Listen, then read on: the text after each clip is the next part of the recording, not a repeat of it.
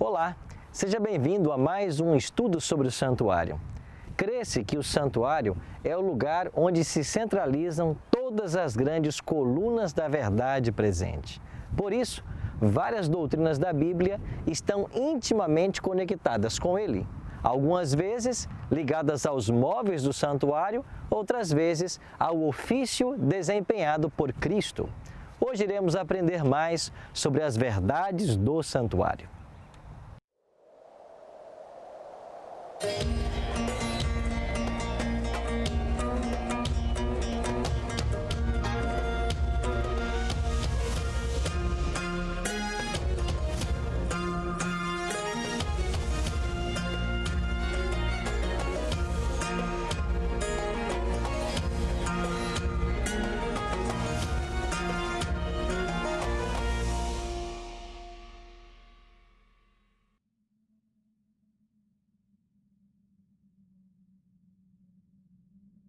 O santuário é o próprio centro da obra de Cristo em favor dos homens.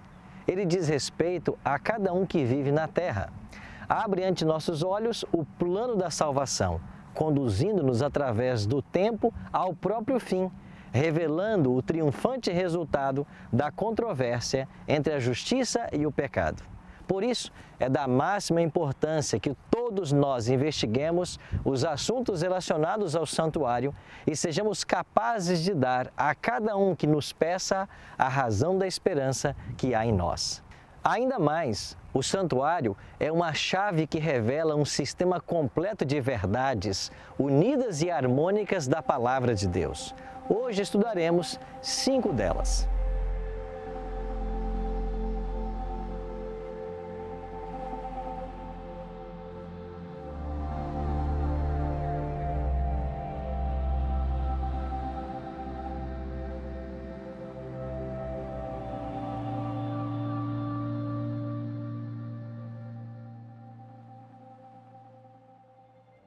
Várias doutrinas da Bíblia estão intimamente relacionadas ou conectadas com o santuário. E a primeira delas que vamos estudar trata-se da perpetuidade da lei de Deus e do sábado. João escreveu em Apocalipse capítulo 11, verso 19: Abriu-se então o santuário de Deus que se acha no céu, e foi vista a arca da aliança no seu santuário, e sobrevieram relâmpagos, vozes e trovões, terremoto e grande saraivada. Os 10 mandamentos se encontram na Arca do Concerto, no santuário celestial. Uma vez que o santuário terrestre era uma cópia do celestial, as 2 tábuas de pedra contendo os 10 mandamentos foram entregues a Moisés e Deus ordenou que elas fossem colocadas dentro da arca. Moisés mesmo disse em Deuteronômio 10, 1 e 2: Naquele tempo me disse o Senhor: lavra 2 tábuas de pedra, como as primeiras, e sobe a mim ao monte, e faze uma arca de madeira. Escreverei nas 2 tábuas as palavras que estavam nas primeiras que quebraste, e as porás na arca. As 2 tábuas de pedra eram também chamadas de tábuas do testemunho. Em Êxodo 31:18, nós lemos: E tendo acabado de falar com ele no Monte Sinai, deu a Moisés as 2 tábuas do testemunho, tábuas de pedra escritas pelo dedo de Deus. Isso nos ensina que a lei de Deus é eterna e está hoje em vigência como sempre esteve.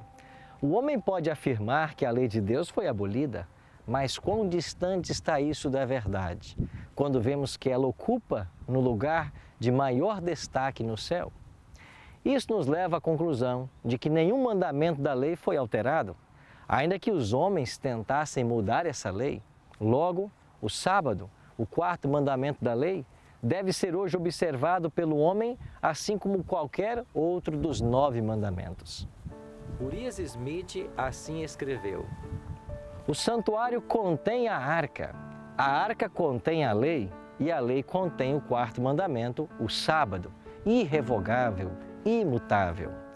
Para mudar a lei de Deus, o homem deveria ascender ao céu, destronar Jeová, passar pela guarda dos anjos em direção ao templo sagrado, arrancar o propiciatório da arca e com seu pretenso dedo onipotente mudar a escritura das tábuas indestrutíveis.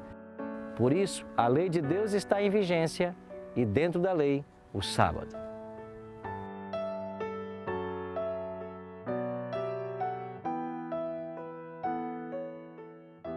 Uma segunda doutrina da Bíblia conectada com o santuário é o ministério celestial de Cristo. No cerimonial do santuário terrestre, atuavam o sacerdote diariamente e o sumo sacerdote uma vez ao ano. Eles prefiguravam o ministério que Jesus deveria desenvolver no santuário celestial, também como sacerdote e sumo sacerdote. Na primeira visão de João, no livro de Apocalipse, ele vê Cristo andando entre os 7 castiçais de ouro. Hebreus 9:2 menciona que os castiçais de ouro estavam no lugar santo do santuário celestial. Ou seja, Jesus está sendo visto por João no início do seu ministério sacerdotal no santuário celestial. Isso aconteceu no ano 31 da nossa história, após a ascensão de Cristo e sua entronização como sacerdote no santuário celestial. Depois de oficiar como sacerdote, chegaria o momento em que Jesus oficiaria como sumo sacerdote. Essa mudança de ofício se deu no dia 22 de outubro de 1844. Chegou-se a essa conclusão associando-se à tipologia do ministério anual do dia da expiação no santuário terrestre com a purificação do santuário celestial, no fim dos 2.300 anos de Daniel 8,14.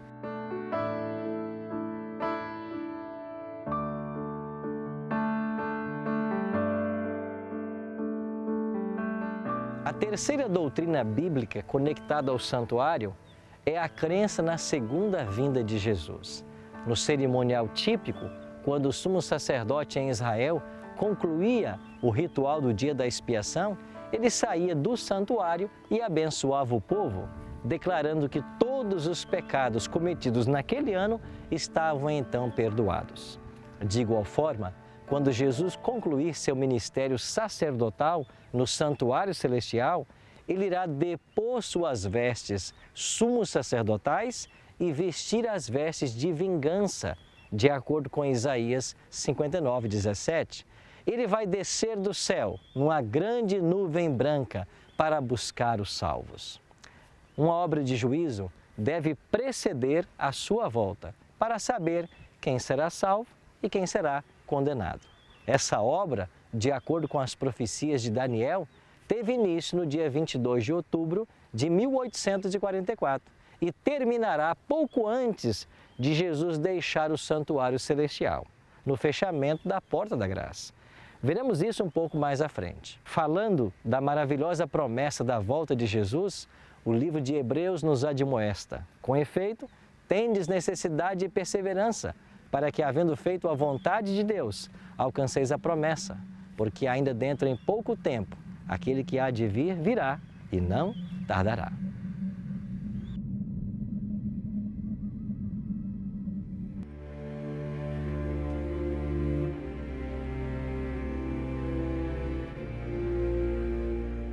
A quarta crença bíblica conectada ao santuário é a crença na imortalidade condicional da alma.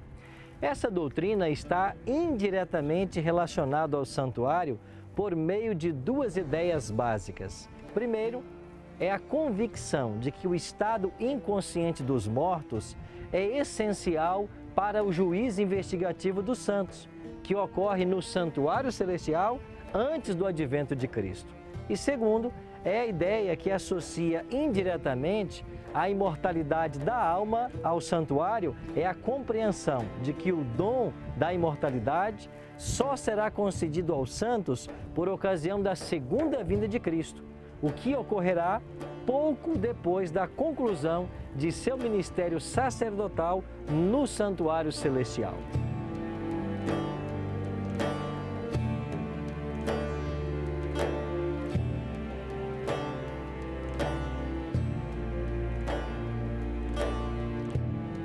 Uma quinta doutrina conectada ao santuário é o dom profético. A Bíblia é clara em afirmar que a natureza permanente dos dons do Espírito e com referência específica ao dom profético. Em Efésios capítulo 4, versículo 8, nós lemos: quando ele, Jesus, subiu às alturas, levou cativo o cativeiro e concedeu dons aos homens. A glorificação de Cristo no santuário celestial ocorre justamente no dia de Pentecostes, quando o Espírito Santo foi dado aos discípulos. Os eventos do Pentecostes foram um cumprimento parcial da promessa de Joel 2.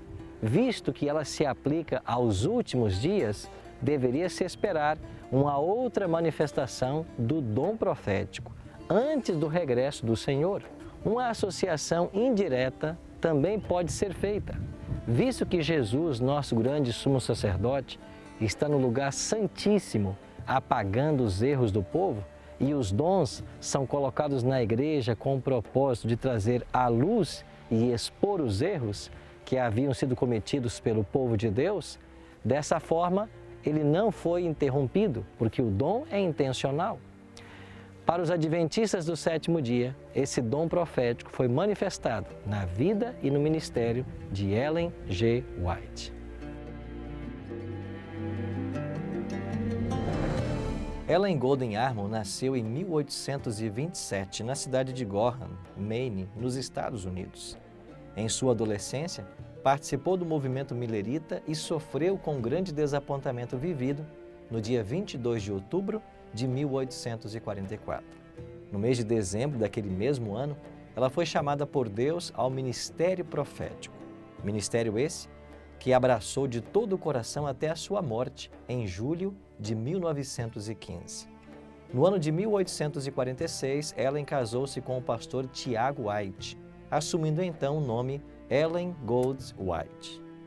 O casal teve 4 filhos, dos quais um morreu ainda bebê e outro na adolescência, ficando apenas os filhos Tiago Edson e Willie White.